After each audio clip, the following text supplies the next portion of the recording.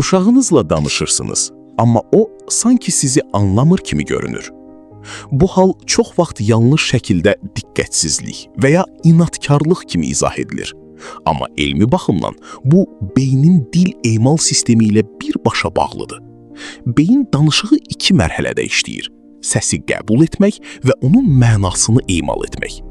Bəzi uşaqlarda bu ikinci mərhələ zəif inkişaf edir. Ona görə uşaq səsi eşidir, amma mənanı düzgün və sürətli şəkildə emal edə bilmir. Ən şok edici fakt budur. Uşaq tək sözləri düzgün başa düşür, amma cümlə daxilində həmin sözlərin mənasını itirir.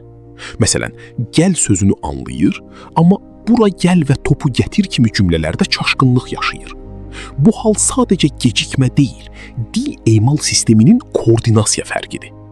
Ən maraqlısı, bu uşaqlar çox vaxt intellektual baxımdan normal və ya güclü görünür. Çünki ayrı-ayrı sözləri tanıyırlar. Amma real ünsiyyətdə çətinlik yaşanır. Ən böyük səhv isə uşağı təkrar etməyə və ya diqqətlə dinlə deyə məcbur etməkdir. Çünki beyin təzyiq altında yox, düzgün struktur və təkrarla öyrənir. Unutmayın, problem eşitməkdə deyil, beynin məlumatı emal etmə sürətindədir. Və bu fərqi düzgün anlamaq uşağın inkişaf yolunu dəyişə bilər. Sizinlə idi psixoloq Kərim Kərimzadə.